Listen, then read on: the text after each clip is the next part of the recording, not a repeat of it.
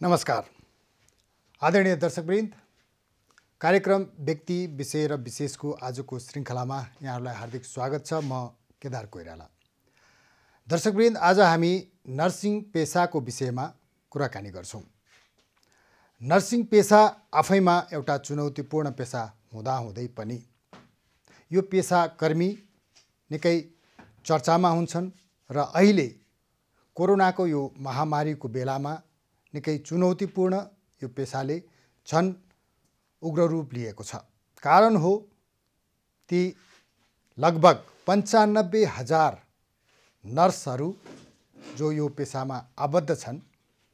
यसको आधिकारिक तथ्याङ्कको आबद्धता र यो तथ्याङ्क सम्बन्धित निकायले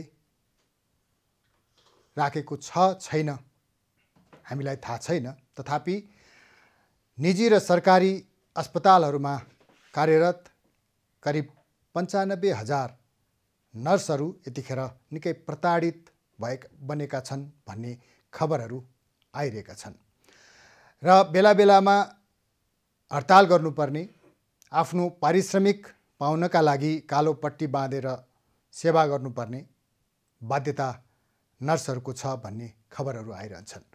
पछिल्लो समयको खबर हेर्ने हो भने निजी र सरकारी अस्पतालले चरम श्रम शोषण गरिरहेको भन्ने खबरहरू प्राप्त भएका छन्। आज हामी यिनै सेरोफेरोमा यिनै विषयमा केन्द्रित भएर कुराकानी गर्छौँ नेपाल नर्सिङ सङ्घका वरिष्ठ उपाध्यक्ष रमेश सुब्बासँग। रमेशजी, स्वागत छ कार्यक्रममा। रमेशजी,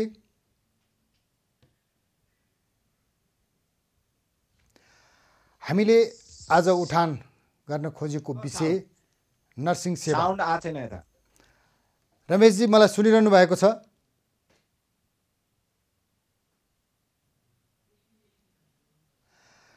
नर्सिङ सेवा आफैमा चुनौतीपूर्ण सेवा हो। यो सेवामा आबद्ध नर्सहरू अहिले दिन रात नभनी सेवा शुश्रूषामै व्यस्त छन्। 8 घण्टाको आफ्नो सेवा गर्ने समयलाई बढाएर 12 घण्टा र 24 घण्टा पनि यो सेवामा तल्लीन नर्सहरू पनि सरकारी अथवा निजी अस्पतालहरूमा कार्यरत छन् र पछिल्लो समय ती नर्सिङ सेवामा आबद्ध नर्सहरूको गुनासो छ उनीहरूको सरकारले तोकेको सेवा सुविधा पनि प्राप्त गर्न सकिरहेका छैनन्। यो प्रताडना किन त? तिनै नर्सहरूको सङ्गठन नेपाल नर्सिङ सङ्घका वरिष्ठ उपाध्यक्ष रमेश सुब्बा आज हाम्रो अतिथिका रूपमा हाम्रो स्टुडियोमा हामीसँग प्राविधिक रूपमा जोडिनु भएको छ। सुब्बाजी, स्वागत छ कार्यक्रममा। हजुर, नमस्कार यहाँ सबैलाई। मलाई सुनिरहनु भएको छ? हजुर, सुन्दैछु।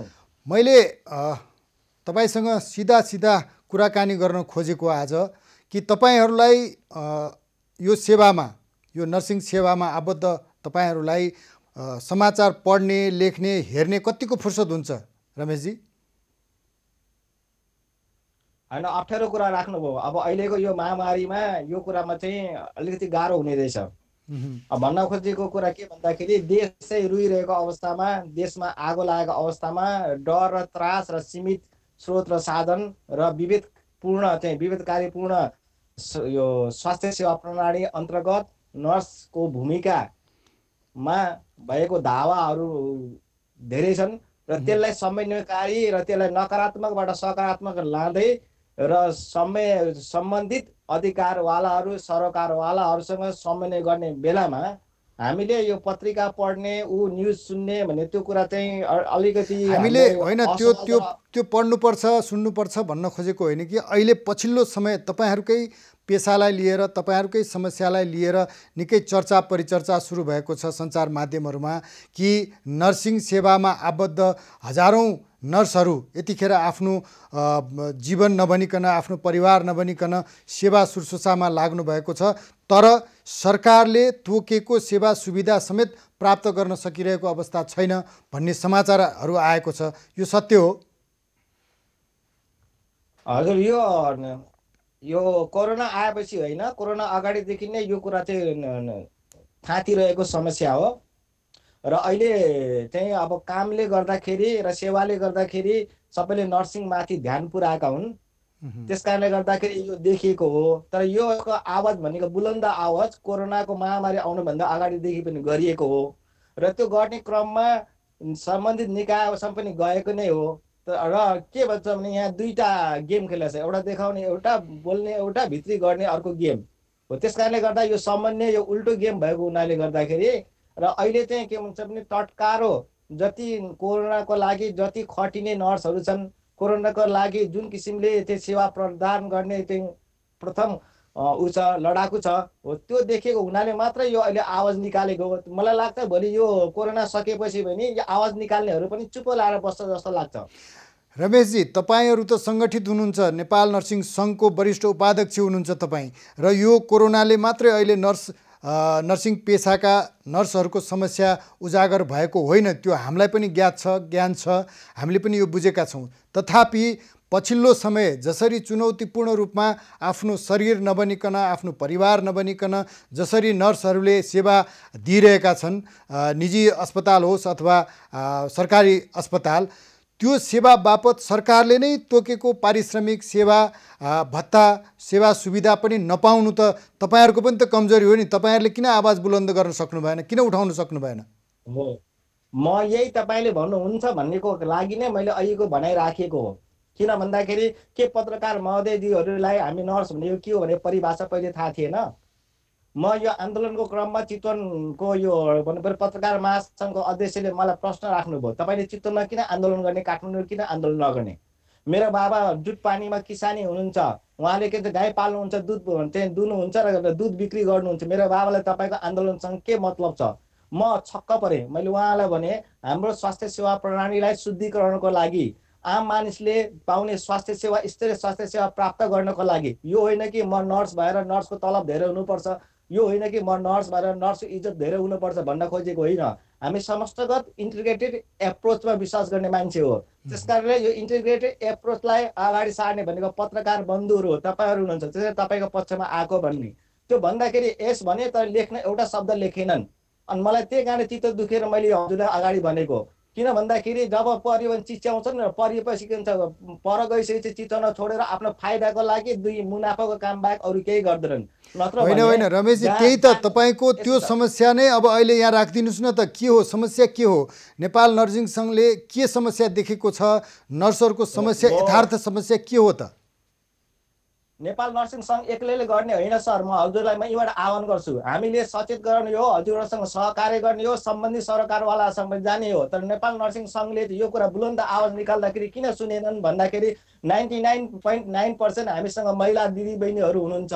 महिला दिदीबहिनीहरू भनेको जहिले पनि के हुन्छ, घर गृहस्थीदेखि लिएर सबै उहाँको बहुआयामिक भूमिकाहरू हुन्छ। त्यो बहुआयामिक भूमिकामा पेसागत कुरा गर्दाखेरि इमोसनल बार्गेनिङ धेरै गरिएका छन् र त्यसले गर्दाखेरि एक। अनि दोस्रो कुरा के छ भने हाम्रो कल्चर कस्तो छ भन्दाखेरि सकेसम्म के गर्ने, आँखा चिम्लिदिने, सही दिने। तर यो स्वास्थ्यसँग सम्बन्ध रहने कुराहरू सहने कुरा हुँदैन, स्वास्थ्यसँग सम्बन्ध रहने कुराहरू आँखा चिम्लिने कुरा हुँदैन, जुन चाहिँ आँखा उजागर गरिदियो कोरोनाको महाप्रकोपले गर्दा। मैले यो भन्दाखेरि हामी नर्सिङ सङ्घले गरेनौँ, हामी नर्सिङ सङ्घको कमजोरी छैन भनेको होइन, हामीले गरेका छौँ र निरन्तर लागिरहेको छौँ। कतिको टार्गेट परिरहेको छ। तपाईँहरूले गर्दा गर्दै पनि रमेशजी, तपाईँहरूले गर्दा गर्दै तपाईँहरूको प्रयासको बावजुद पनि बाधक चाहिँ को हो? बाधक चाहिँ के हो त? बाधक के देख्नुहुन्छ तपाईँ? बाधक दुईटा छ यहाँ। बाधक भनेको निजी संस्थाहरू जो चाहिँ के हुन्छ मुनाफाको लागि ओरिएन्टेड छ र उनीहरू के हुन्छ भने विभिन्न राजनीतिक दलहरूसँग साँठगाँठ छ। उदाहरण हेर्नु न, मनमोहन अस्पतालमा हडताल भइरहँदाखेरि, मनमोहन अस्पतालमा हडताल हुँदाखेरि रमेश सुब्बा गएर दुईचोटि भिजिट नगरिकन गरेको र त्यो समस्याबारे हामीले बोलिरहँदाखेरि अनि त्यहाँको समस्याको भनेको मनमोहन अस्पतालका संस्थापक जो हुनुहुन्छ उहाँको पहल खोइ र सरकारमा बसेको मान्छेले मनमोहन अस्पतालको भने आँखा चिम्लिने किन? त्यस कारण यहाँ सरकारवालाहरू पनि के भनेपछि सरकारकै रमेशजी, सरकारकै तर्फबाट त्रुटि छ। सरकारले नै यो पेसालाई चाहिँ उपेक्षा गरिरहेको छ, सरकारले नै दबाब दिइरहेको छ, सरकारले नै दबाइरहेको छ भन्ने हो यथार्थ? हो, यो त यथार्थ हो।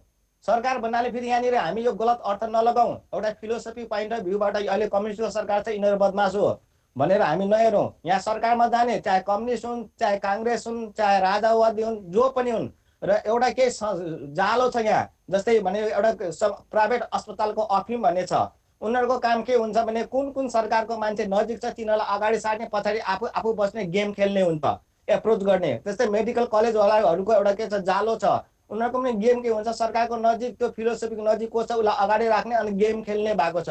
यदि सरकारमा बस्ने मान्छेहरू सिधै जनताको स्वास्थ्यसँग सरोकार राख्ने क्रियाकलाप गरेको भए कुनै पनि हालतमा नर्सिङ मात्र होइन, स्वास्थ्य कर्मीहरू कुनै पनि यसरी पीडित थिचोमिचोमा पर्ने थिएन। र नर्सेसहरू बढी पढ्नको कारण के भन्दाखेरि 99% चाहिँ छोरी मान्छेहरू भएर मात्र हो। कारण त्यो रमेशजी मैले तपाईँलाई यहीँ रोकेँ। 10%। यो संवेदनशील विषय भएको हुनाले मैले तपाईँसँग जान्न चाहेँ कि नर्सिङ पेसामा अधिकांश महिलाहरू आबद्ध हुनुहुन्छ, त्यसमा दुईमत छैन। तपाईहरूले त्यो नेतृत्व लिनुभएको छ, त्यो पनि तपाईँहरूको नेतृत्वमा पनि केही कमी कमजोरी होलान्, त्यो पाटो पनि अलग पाटो भयो। तर अहिले जुन विषय उठेको छ, जुन पीडा नर्सहरूले पोखिरहनु भएको छ कि उहाँहरू 24 घण्टा खटिनेहरू हुनुहुन्छ, उहाँहरू 8 घण्टाको ड्युटी सेड्युलमा 12 घण्टा, 13 घण्टा, 15 घण्टासम्म खटिनु भएको छ। तथापि त्यो अहिलेको महामारीको प्रोटेक्सनको लागि त्यसको आवश्यक उपकरणहरू समेत नपाएर आफैले खरिद गर्नुपर्छ र पारिश्रमिक एकदम न्यून छ। 6000 देखि न्यूनतम 6000, अधिकतम 15000सम्म मात्रै पाएका छौँ भन्ने गुनासो पनि आएको छ। यथार्थ चाहिँ के हो? अनि त्यो एकदम यथार्थ हो, एकदम सही हो। अझ यहाँनिर के छ भन्दाखेरि तपाईँहरूले भने जस्तै सरकारमा बस्ने निकायवाला, जस्तै अब नेपाल नर्सिङ परिषदले कलेजहरू चाहिँ सही छ कि छैन अनुगमन गर्दाखेरि अस्पताल पनि अनुगमन गर्नुपर्दछ। अनुगमन अस्पतालमा किन गर्नुपर्छ भन्दाखेरि त्यहाँनिर हस्पिटलमा प्र्याक्टिस गर्ने चाहिँ इन्भाइरोमेन्ट छ कि छैन भने हेर्नुपर्छ। पेसेन्ट र नर्सको रेसियो छ कि छैन हेर्नुपर्छ। नर्समा जुन चाहिँ अब बेड अनुसारको मेट्रोन, सुपरभाइजर, इन्चार्जहरू त्यो अध्ययन गरेको र त्यो स्तरको छ कि छैन हेर्नुपर्छ। अनि त्यो हेरिँदाखेरि, बेड हेरिँदाखेरि त्यो मोटिभेसन लेभल किन हेरिँदैन र त्यहाँ फाइल मिलाउने किन काम गरिन्छ? नर्सिङ परिषद त अहिलेसम्म छ नि, कन्टिन्यू निरन्तर छ नि, र समन्वयकारी भूमिका किन खेलिँदैन?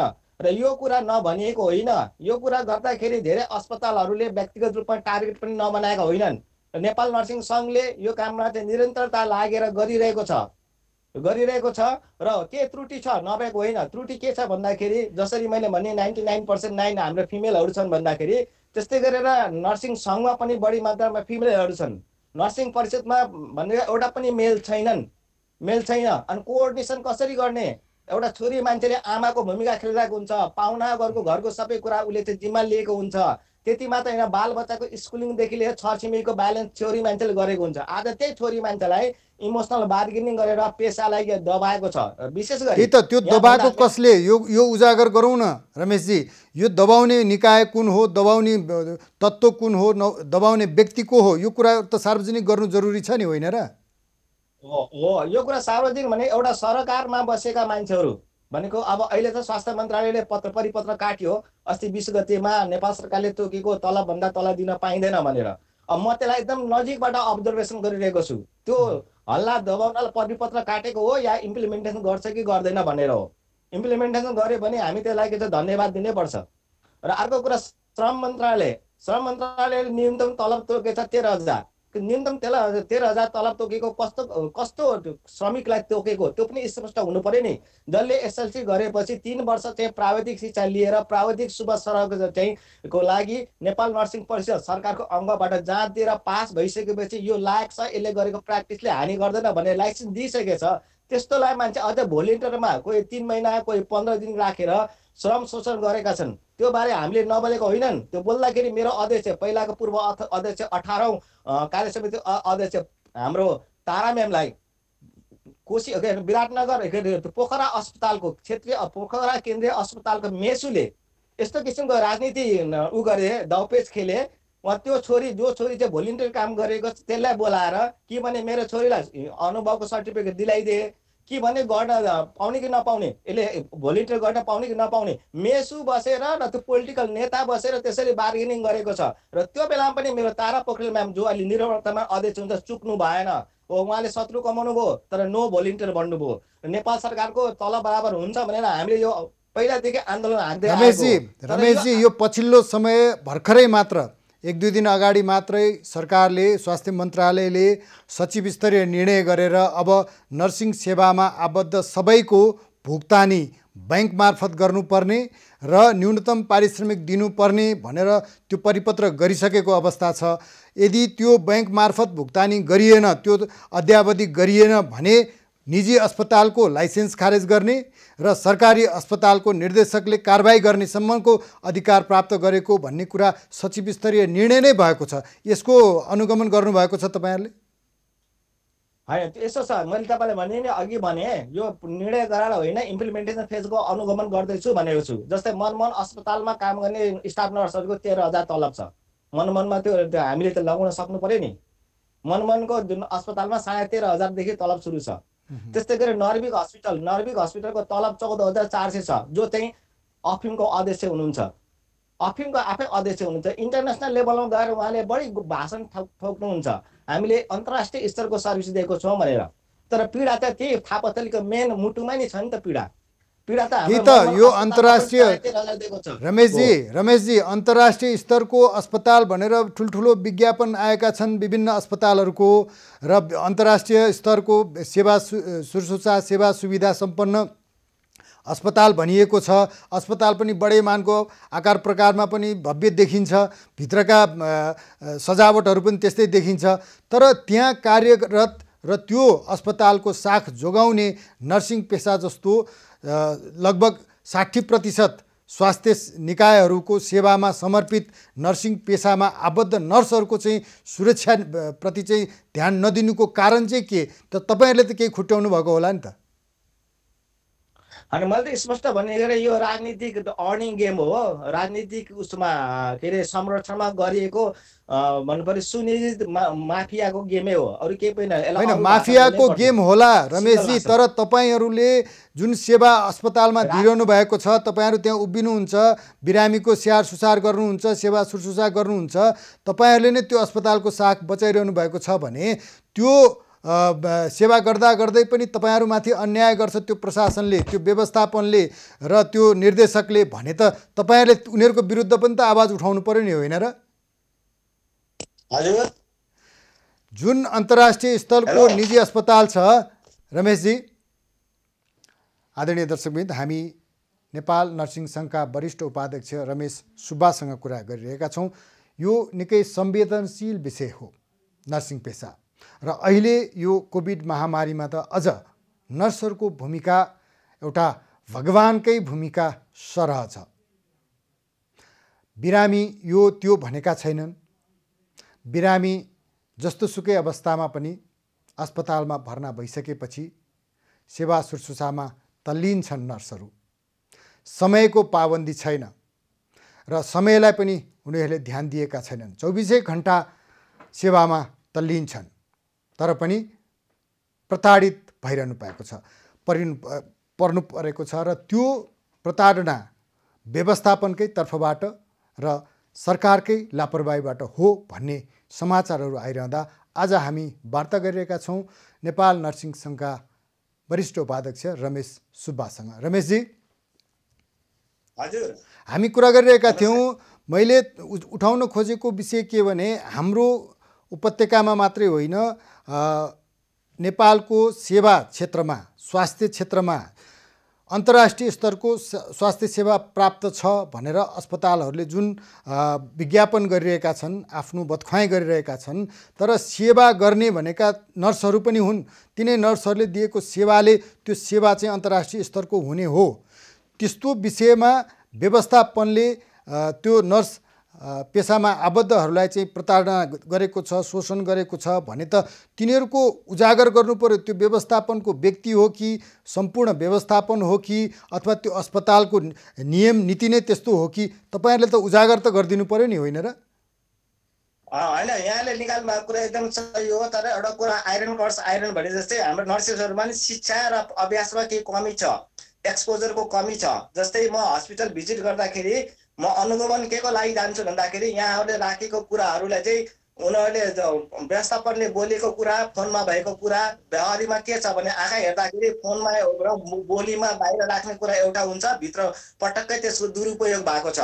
र ठुला ठुला एडभर्टाइज गर्छन्, कसैले भन्छन् म एपोलो अस्पताल बराबरको अथवा कुनै समथिङ अथवा इन्टरनेसनल लेभलको हस्पिटल भन्छन्, तर भित्र गएर हेर्दा केही पनि छैन हो। अब त्यहाँनिर त्यो केही पनि नभएकोलाई ढाकछोप गर्ने काम त्यही अस्पतालमा बसेका मेट्रोन, त्यही अस्पतालमा बसेको सुपरभाइजर, त्यही अस्पतालमा बसेको इन्चार्ज मार्फत गराइरहेको हुन्छ।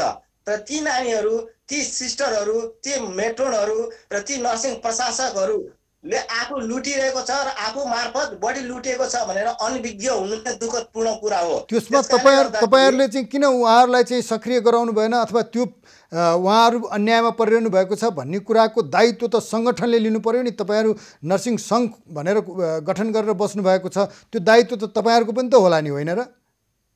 होइन, यहाँले भने एकदम सही हो। अहिले नेपालका नर्सहरू आन्दोलन गर्ने र अनेक नेगेटिभ कुरा निकाल्ने ठाउँमा हामीमा एकरूपता निकालेर हामीले के गर्नुपर्छ भनेको डर र अन्यलता हटाउनुपर्छ। हाम्रो ठुलो भूमिका यही हो।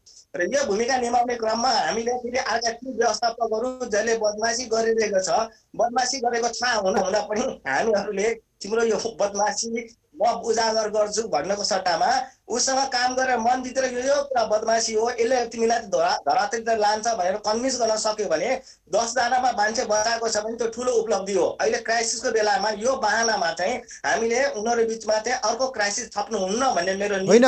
क्राइसिस थप्न खोज्या होइन रमेशजी, हामीले चाहेको के हो भने नर्सहरूको यो समस्यालाई सम्बन्धित निकायको कानसम्म पुर्याउने, सम्बन्धित निकायको आँखा खोल्ने र साँच्चै नै यो नर्सिङ पेसामा आबद्ध नर्सहरू पीडित छन्, तिनीहरूको श्रम शोषण भइरहेको छ भने त्यो हुन भएन। तिनीहरूको सेवालाई सम्बोधन गर्नु पर्यो, तिनीहरूको समस्यालाई समाधान गर्नु पर्यो।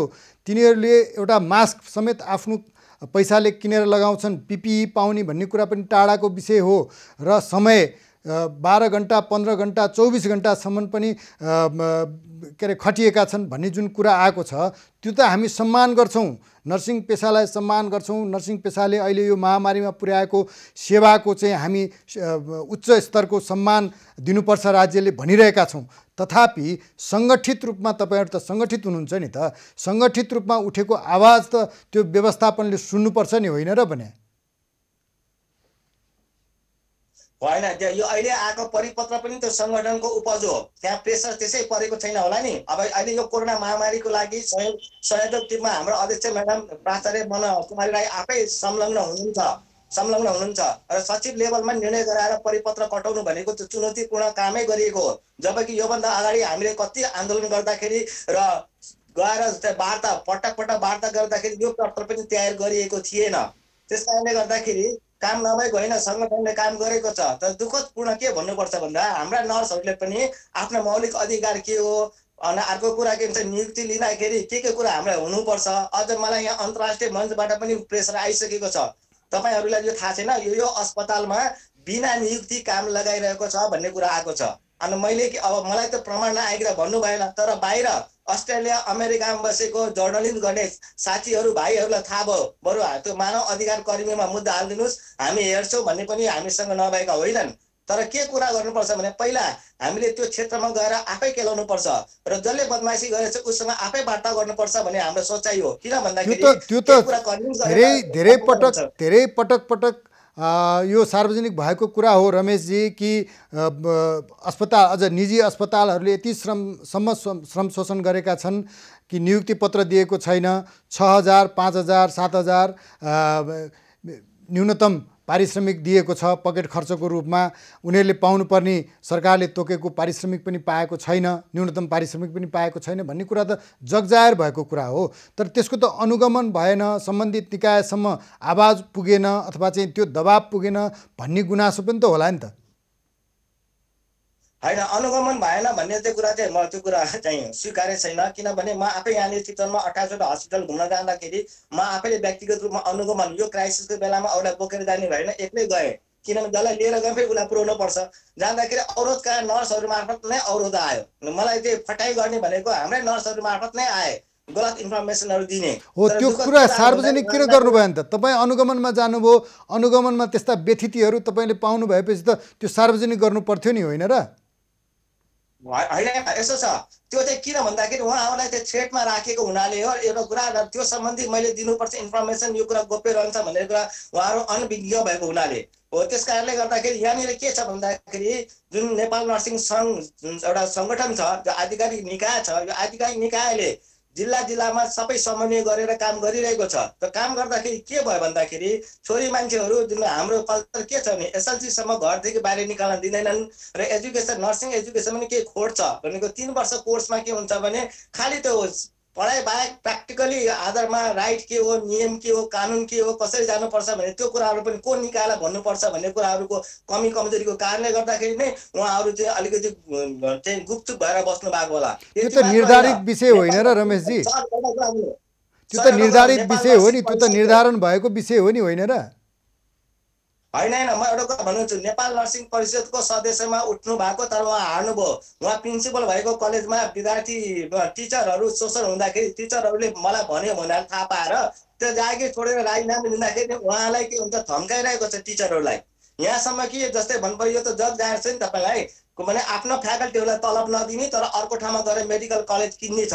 यो निकालेर त्यही व्यक्तिले के भन्छन्, यो शिक्षा मन्त्री म चाहे भने चेन्ज गर्छु भन्छ, नभनेको होइन र? यो परिस्थितिमा जसले पैसाको चलखेल गर्छ, जसले राजनीतिक बुटबेटसँग गएर साङ्गठनिक हिसाबले चाहिँ हिँड्छ, अनि हामी नर्सिङ सङ्घमा नर्सेसहरू जहाँ छोरी मान्छेहरू छन्, आफ्नै अधिकार के हो, म कति मात्र शोषण परेको छु। तर रमेशजी तर एउटा यो तितो यथार्थ सुनाउँछु तपाईँलाई, अन्यथा नलिनु होला कि तपाईँहरू जो सङ्गठनमा पदाधिकारी भएर बस्नु भएको छ, नर्सहरूको समस्या समाधान गर्ने भन्दा पनि व्यवस्थापकसँग तपाईँहरू बार्गेनिङ गर्नुहुन्छ, मिल्नुहुन्छ र नर्सहरूको चाहिँ समस्यालाई बार्गेनिङमा परिणत गरेर आफ्नो स्वार्थ सिद्ध गर्नुहुन्छ भन्ने तपाईँहरूमाथि पनि त्यो आरोप छ। होइन, तपाईँलाई आरोप सही हो, म पनि त्यही भन्छु। तपाईँले भन्नुभएको कुरा जुन देख्नुभयो भन्नुभयो त्यो कुरा सही हो। किनभने नेतृत्व वर्गमा बस्ने मान्छेहरूले यो काम नगरेको भए यो अवस्था आउने थिएन, र प्रशासकहरूले र व्यवस्थापकहरूले यही चाहन्छन्, यही चाहन्छ। नत्र भने यो कुरा के आयो, यो कुरा तपाईँले भनेको सही हो, मैले पनि भोगेको छु, मैले पनि देखेको छु, तर सबै यो कुरा आरोप चाहिँ होइन र सबैले यो काम गरेको छैन। के आंशिक सही हो, यसलाई म गलत भन्दिनँ। सबैले नगरे पनि एक दुईजनाले गर्दा पनि त्यो त्यसैको बाहुल्यता भयो, त्यसैले जित्यो। तपाईँहरू जस्ता निष्पक्ष काम गर्ने, यो समस्या उजागर गर्नेहरू अल्पमतमा पर्नु भयो नि त, होइन र? होइन, अल्पमत र बहुमतको कुरा आउँदैन सर। एउटा सलाइको काँटी नै जङ्गलमा आगो लगाउन प्रशस्त हुन्छ र विचार सही लिएर हिँड्यो, सही ठाउँमा हजुरहरू जस्तो सबैसँग समन्वय गर्न पायो भने ती भ्रष्टमती भएका र माफियाहरूलाई चाहिँ धराशायी गर्न सकिन्छ। भनेपछि नर्सिङ सङ्घका मान्छेहरू पनि ती स्वास्थ्य माफियाहरूसँग आबद्ध छन्, मिलेका छन् भन्ने सन्देश हो तपाईँको? त्यो माफियाहरू राजनीतिकरणमा बदलिएको हुनाले नै गर्दाखेरि यो नर्स मात्र होइन, स्वास्थ्य सेवा प्रणाली नै धराशायी भएको, नेपालमा स्वास्थ्य सेवा प्रणाली धराशायी भएको। अब यो हामीसँग समय एकदम छोटो छ रमेशजी, म तपाईँसँग अहिले यो छोटो समयमा मात्र यति चाहन्छु कि अहिले उपत्यकामा मात्रै होइन, देशव्यापी रूपमा जुन किसिमको महामारी फैलिएको छ र यो महामारीमा नर्सहरूले जुन किसिमको आफ्नो सेवालाई न्योछवार गर्नुभएको छ, आफ्नो सेवा निरन्तर जारी राख्नु भएको छ, त्यो अनुगमनमा उपत्यका र सहरभन्दा बाहिरको अवस्था चाहिँ के छ छोटो समग्रमा? अब धेरै नै पीडादायी छ सर। अब यहाँ भनेर पनि अप्ठ्यारो लाग्छ होइन, किनभने पीडामा चाहिँ पीडा थप्ने कसरी। अब अर्को कुरा, त्यो पत्र जारी गरेर मात्र हुँदैन, हामीलाई रिजल्ट आउटपुट चाहिन्छ। त्यो रिजल्ट आउटपुट हेरौँ कस्तो आउँछ, र हामीले सोचेर हामीले देखेको भन्दा पीडा धेरै छ। भन्न खोजेको कुरा नेपाल सरकारको किन नहोस् अथवा निजी किन नहोस्, छोरी मान्छे भएको नाताले, नर्स नाता अरू नर्स भएको नाताले आज स्वास्थ्य सेवा मन्त्रालयमा स्वास्थ्य तथा जनसङ्ख्या मन्त्रालयमा नर्स इज्जत कहाँ छ? 11 तहको भनेको कतिजना, 9वटा कति 8वटा सिट खाली छ, त्यो किन डिमान्ड गर्दैनन्? नर्सहरूलाई चाहिँ नीति निर्मातामा किन राख्दैन? र कुनै पनि ठुला सङ्घ संस्था अस्पतालहरूमा एक्जिक्युटिभ बोर्डमा नीति निर्माण गर्ने ठाउँमा नर्सलाई किन राख्दैन? नर्सको नाताले नै यिनीहरूले के भन्छ के भने नर्सलाई चाहिँ घृणा गरेको हुनाले नै आज चाहिँ हामी सबै सफर छौँ। र यो कुरा तपाईँहरूले राख्नुभएको कुरामा सत्यता छ हो। नेतृत्व वर्गले जुन भूमिका निभाउनु पर्ने त्यो भूमिका निभाउन सकेको छैन।